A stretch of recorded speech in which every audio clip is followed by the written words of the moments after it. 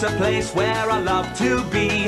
Look in a book, here's a story for you. Who makes stories when the day is through? Who makes stories when the day is through?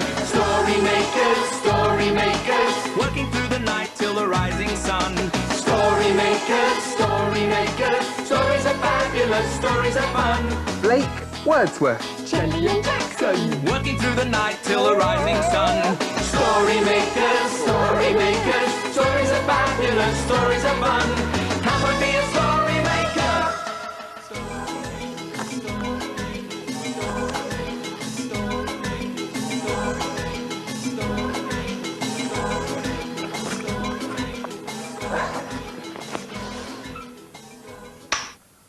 story maker.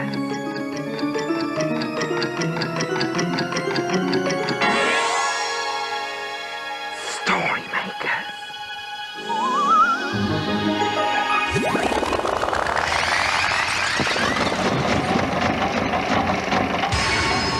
Story makers. It's midnight in the library. Hello. time for all story makers to come out. Are you ready? The sun is down, the stars are bright. Story makers come out at night. Hello, story makers. I'm Blake Wordsworth, with a magical hat and a nose for a story.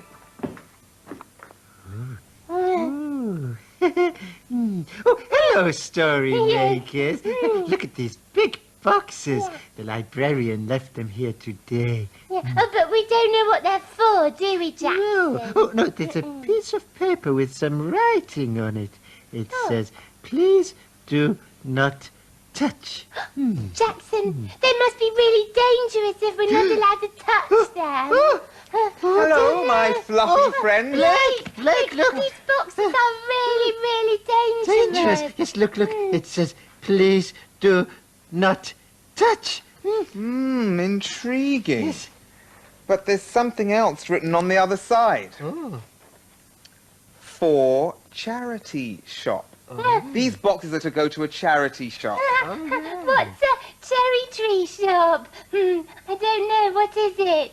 A charity shop, my pea green princess, is a place where people take all sorts of things they don't want anymore, so they can be sold to other people that might find them useful. I would love to see what people are giving away. Wouldn't you, Blake? Yes, please, Blake. Can we? Well, I don't suppose it'll do any harm. Okay. Let's look inside. Ooh, it's full of lots of arty bits and pieces. Oh, yes, but these things are still useful. To whom? To us, of course. Yes. Yeah. Silly me. Let's take a closer look. Jelly, we could do a painting. Blake, could you pass me a piece of that paper, please? Certainly, Jax. Ooh, this bit's all gloopy and sloppy. I think the paint spilt all over the paper. Oh, a gloopy, sloppy picture. I like making those. Well, maybe it'll make a good story. Oh, yes, Blake. Let's go and put it in the story machine. I'm sure it'll make a gloopy, sloppy story. Yes. One gloopy mess for the story machine. We'll need lots of imagination to make a messy story. Here we go. Hope it doesn't make the machine too dirty. Will you help imagine?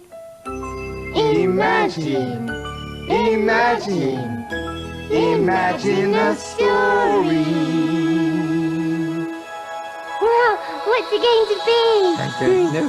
It's happening. It's a playbook. And it's called Making Gloop. My name's Minnie, and this is Louie. Today we're going to make something nice and gooey. Ready, steady, go. This will be a laugh. Let's make a mucky, gloopy bath. We get some aprons, put them on. Roll up our sleeves so they're not too long. Put newspaper down all around. We don't want to drip gloop all over the ground. Then we get a tray and add corn flour. Looks like we're in a flower shower. Shake it, pour it in the tray. We're having so much fun today. Water, water, pour it in. This stops the mixture being too thin. Mix it with a wooden spoon. Not long now, it'll be ready soon.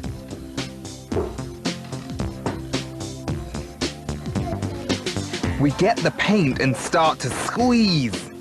It's not enough. Some more paint, please. We squirt and squeeze and drip it in. Now the real mess can begin. Our hands go in and squelch about.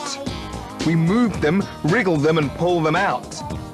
It oozes and squelches around and around and makes a really gloopy sound.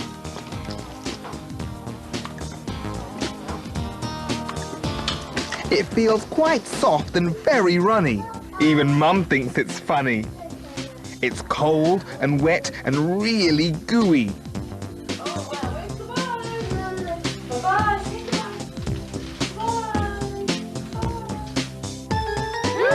Okay, here it comes. They made lots of gooey mess in that story, didn't they? We've made a bit of a mess here with the clothes. Yeah, lots of clothes. Lots of I think Blake is going to be a bit cross, Jackson. Well, he said it wouldn't hurt to see what was in the box, but maybe we should tidy up here. Yeah.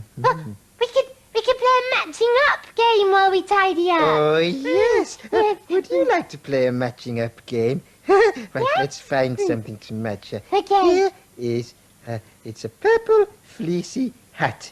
Okay, put that there. What goes with a purple fleecy hat? Well, that's purple and fleecy. Purple, yeah. It's a purple fleecy scarf. That's Yeah, right, look, Shelley. look, Here we go. It's a nice long scarf. Yes. Did you get that?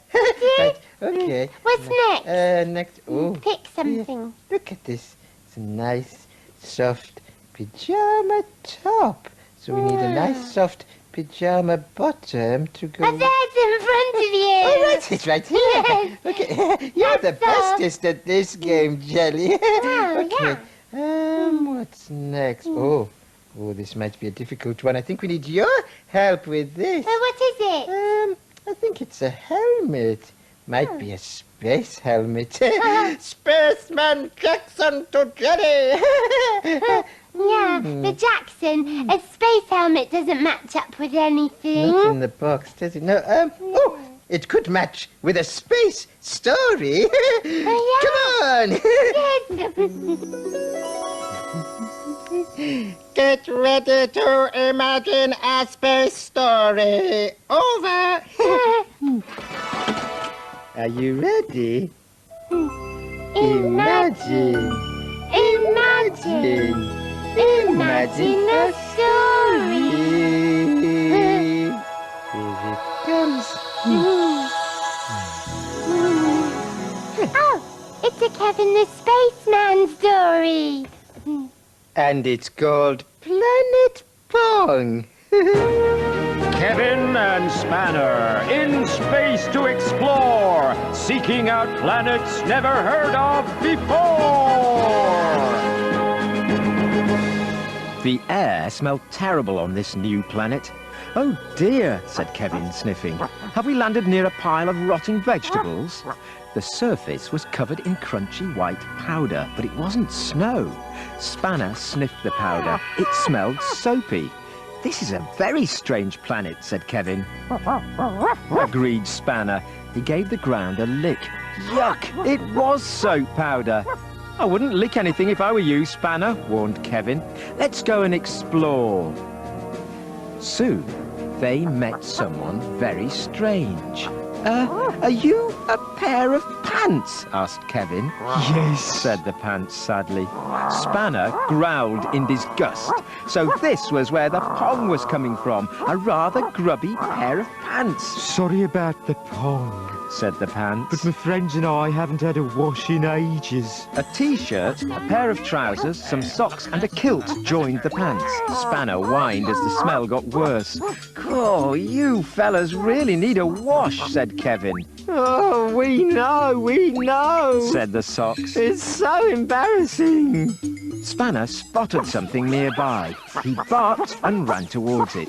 It was a big blue box thing buried in the ground. In the centre was a window, and there was a big red switch on the side. Said Kevin. Maybe we can help you out. Spanner nudged at the side of the window, and it pinged open. This is a washing machine, said Kevin. All you need to do to get clean is jump inside. Oh, we always wondered what that was, said the pants. Come on, chaps, said the trousers. He jumped into the washing machine, and the rest of the dirty clothes followed. Here I go. Oh, I'm gonna get clean. Kevin scooped up some of the soap powder from the ground and threw it into the machine. Spanner barked. He really hoped this plan would work. Kevin closed the door and Spanner pushed the on button. The machine began to bubble and whir and spin.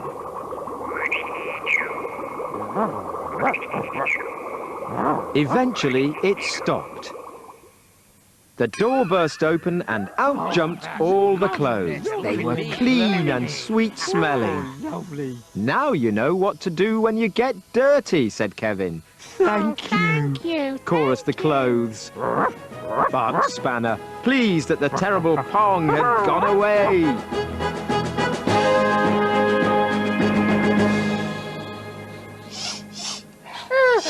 This box smells like Planet Pong did.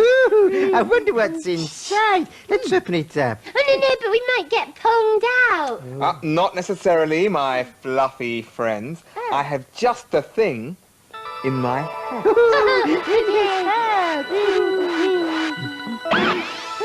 Blake's air freshener. You open, I'll spray. Okay. Quickly, Blake. There we go. Quickly. Oh, look, it's full of old shoes. Ah, yes, but which particular pair of shoes is the pongy pair? We'll have to perform my Blake Wordsworth sniffy test.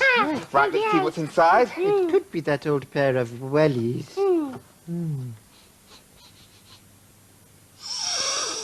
Biscuity, but not bad. Oh. Next. Okay. Well, maybe it could be that pair of old slippers, Blake. Maybe the smell's coming from there. Cheesy, but bearable.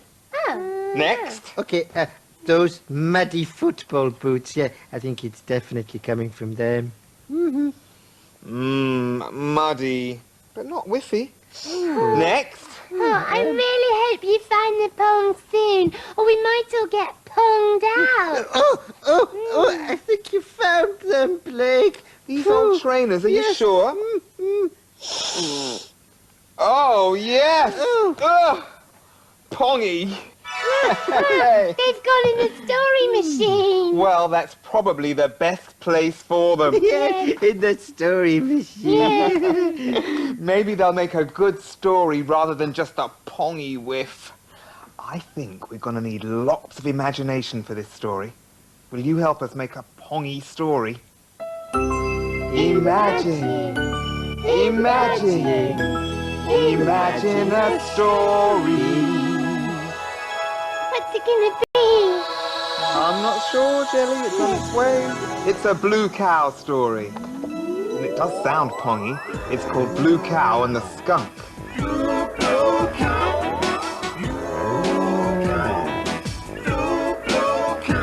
In a field not far away is a herd of cows grazing quietly.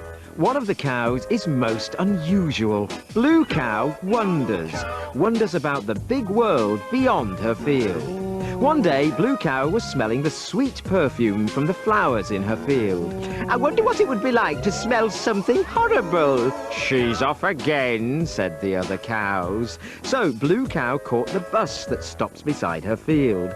I'd like a ticket to a horrible-smelling place, please. There you go, madam. Hold very tight. and they set off for some woods.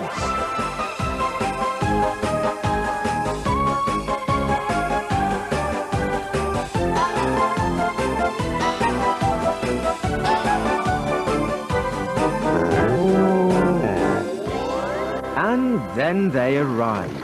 Blue Cow was surrounded by the tallest trees she'd ever seen. Suddenly, with a swishing and a swashing, a dashing creature appeared beside her.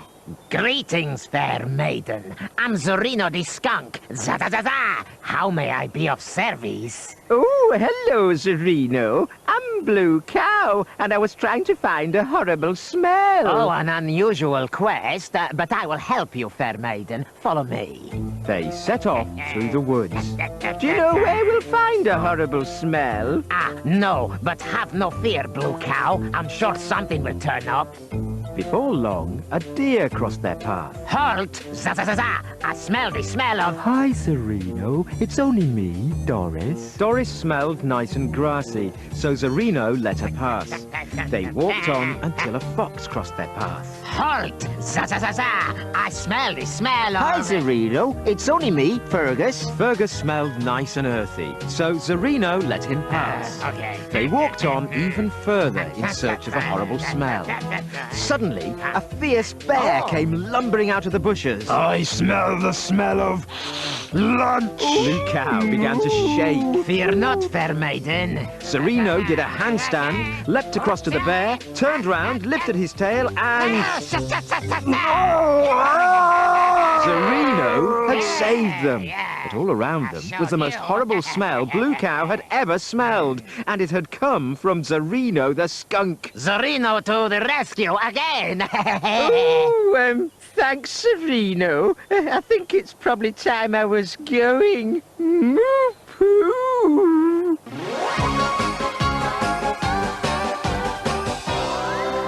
You'll never guess where I've been.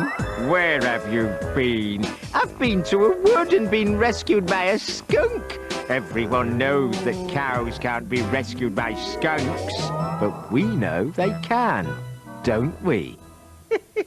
Sereno must be the smelliest thing in the world. No, he's not. Why not? Because you are. No, the smelliest thing in the world is the box of old shoes. Boo! Those trainers. Oh, yes. It was so funny when they went in the story machine. Okay, so who's going to help me tidy up before sunrise? Here he is. Bye. Funny that, how there's no one around when it comes to tidying up time. Oh, well.